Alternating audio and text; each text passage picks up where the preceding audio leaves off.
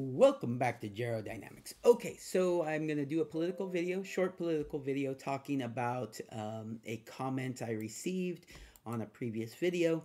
The video in question was titled "What Could Be Accomplished with a Civil Separation of States." And the comment went something, or I'll just go ahead and read you the comment if my computer would stop doing updates. There you go, stop it. So I muted that, so that shouldn't be happening again, hopefully. All right. So what we have is we have a comment that says, and if you watch the video, great, you'll know what he's talking about. If not, I'll do a little bit of context for people who haven't watched it. But from the title, you can kind of guess. But he said, "You've got to be kidding. In what universe do you think that such a thing would be a good idea? If the red states went their own way, they could never survive without the federal funds they receive due to the tax revenues from blue states. This would be a disaster and would never be allowed to happen. What a pointless and foolish exercise." I think this whole YouTube channel is kind of a pointless and foolish exercise, but I enjoy doing it anyway, so here I am. I don't have that many people that watch my videos, and I don't have that many subscribers, and I'm not making any money, but I enjoy doing this stuff. I enjoy doing the videos where I open my magic cards. I enjoy doing these political videos. And so really, yeah, pointless and foolish exercise, sure, maybe, but it's mine, and I would like to do it. And that's not really an argument against my points, right? But neither is the whole if red states went their own way, they would not survive because they wouldn't have federal funding from the blue states. It's a talking point that, one, doesn't address anything that was mentioned in my video. It has no bearing on the video, and it is just that, a talking point. That basically means he doesn't have any real arguments of his own, or she, probably he, but she could be. They don't have any real arguments of their own, and they just want to make this fake talking point that they've heard someone else make, right? So here's the thing. One, if you really believed that you're this liberal dude and you think that that red states can't survive without you, but you disagree with everything coming out of these red states, then why wouldn't that be a good thing? Okay, well, cool. The red states can go their own way. They can fail financially. They can fail philosophically. We get more power to do exactly what we want to do. You're not going to stop us from doing it. So how is that a negative thing for you if you really believe that's what's going to happen? I know you don't really believe that's what's going to happen. Again, just a talking point, and that you're spouting. But if you really believed that in the supremacy of blue states, you would support the idea of separating the blue and the red states, as it were, because it would show that your philosophy is correct, that the blue states are superior, that the red states are inferior, and then they won't be dragging you down anymore. But that's not what's going to happen, because what is going to happen is the economy that would be generated from the power of the red states being able to move forward with the freedom of not having over regulations and over taxation would increase the tax revenues generated, if that's how they chose to run things. They may not even choose to run tax revenues. So what ends up happening then is, if they say, hey, we're going to strip the federal government down to its barest bones, right? The federal government wouldn't be handing out federal funds. These states wouldn't be taxed to oblivion. And these states could figure out how they would want to handle the people who are in need of assistance. And so the state themselves wouldn't collapse, because the state would be able to figure out, hey, do I need to be supporting these people?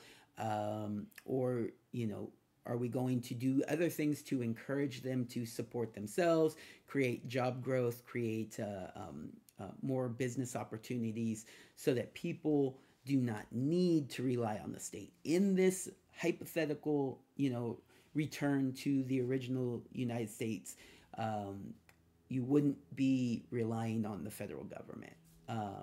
And honestly, I think that the red states would outpace the blue states in almost all cases. Um, but it's again a hypothetical, and I, being someone who thinks that it would be better for the red states, would like to try it. You think it would be bad for the red states, so you don't want to try it. No, I don't think that's true. I don't think that's true at all. I think that you're just spouting a talking point and kind of foolish. So let's take a look at this idea of states, because I've briefly addressed it in other videos, I believe, but one of the things that I see happening is that these states wouldn't be divided in red and blue states. The United States would not become a country where, 10 states separate off and 40 states remain, and those, the countries are exactly the same as they were before the split, just two different countries. One, I don't believe that it would be divided by states. I believe that we would need to look at more of a compromise type of division of the country. The country would be divided probably more closely on like county lines. You would want to look at that sort of thing, because when you look at where I'm from California, and you look at California, deep blue state. But is it? It's a deep blue state because there are multiple large cities with liberal bases of support that are so strong, and the population is so dense that the rest of the state is pretty much at the whim of those cities, right? So I'm in Central California, the Central Valley of California, and I would say it's a much more conservative, moderate to conservative place when compared to San Francisco and LA, right? So what I would like to see is, the country get divided where there would be the least amount of movement needed, right? There will need to be some, because, well, one, there's no place where it's 100%, right? So even in Los Angeles, there are conservatives. Even in San Francisco, there are conservatives. Far less than, say, where I'm from, the Central Valley, Fresno, Madera, California area. There's far more conservatives in my area. It's a farming area, an agricultural area. You're going to see much more in the way of conservatives here. But even here, it's not all conservatives. There's a lot of liberals in the area that I'm from as well, right? So there will need to be some movement. If you believe so strongly that you want to be in one country or the other. We can divide it as much as possible to try to make it so the majority of people get to stay where they are. But some people will need to move. Also, as much as I'm saying that it's the big cities that would mostly want to become this new country, this new, more liberal, progressive country, you can't just have it just be the cities, because they wouldn't be connected. They would be surrounded by the United States of America, and so we would need to develop some sort of border, right, that makes it so that these cities can be either combined into one country or into multiple countries, however it's decided, right?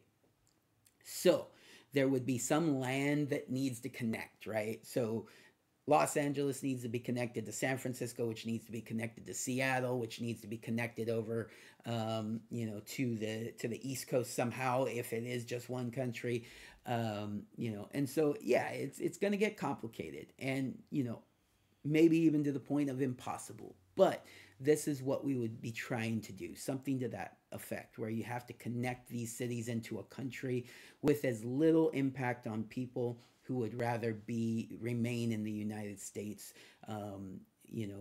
as it is now, rather than the more progressive country with forming a completely new constitution. So all that being said, with the separation of the cities versus the rural, um, you're going to find that a lot of these cities are filled with people who are more reliant on the state. A lot of them will have higher incomes because they're in the city. Not all of them, because there's going to be a lot of people who are more of the manual labor and doing the work in the services industries and that sort of thing. But you're also going to have the high income people who have corporations and businesses and that sort of thing. So I could definitely see a large number of high income people remaining in those cities. Um, and of course, you'll have less of landmass, and so yeah, maybe you'll have some good financial successes as far as that goes. Um, but you wouldn't have any space to grow your own food. You would be importing most of your food. You would be needing to figure out how to power your cities. And so, in some cases, that may require you to purchase electricity. And, so yeah, there's going to be different things where you're going to find that it's tougher when you separate along these lines. And honestly, I think with the more, it'll be more of a diversified culture and more of a diversified land in the remaining United States. And I think that that's a benefit to the United States, the red states, as it were. But yeah, it's something that I would like to see play out, and then we could take a look at it and see where the policies benefit one versus the other, and there could be a a option in there that is a relook at things 5 years down the line, 10 years down the line, to see if a reunification is possible after we find out what works and what doesn't work. Um, oh, and as far as those wealthy people or the people with the businesses, you could possibly see them wanting to relocate themselves or relocate their businesses to more business friendly um, culture that would be in the United States of America. So now you're finding that all your tax revenue that you were expecting to count on is moving to these quote unquote red states. Right. So you're making assumptions about who would succeed and who would fail financially is really, really kind of silly. It's one of the dumbest talking points I've ever seen, and I see it multiple times. And so this person just parroted it as usual. Let me see if there's anything else I want to address on this. Um, Whether it's possible or not, because I kind of addressed the pointless and foolish exercise. This would be a disaster. I don't think it would be a disaster. I think it would be a huge success, but would never be allowed to happen. That is very, very possible. And I honestly think that it's far more likely to not happen than to happen. But that's why you have these conversations, is to educate people and to think about this process and how it would benefit us, and whether it's something that it really should become more widespread popular, you know a widespread popular idea that could grow into dividing up this country without war and without violence, and with agreeing to the agreeing to disagree method, separating the country up, and let's just see where things fall out from there. But anyways, that's my thoughts on this. The whole red state, blue state idea is so funny to me, and really is just not. It's not thinking outside the box enough.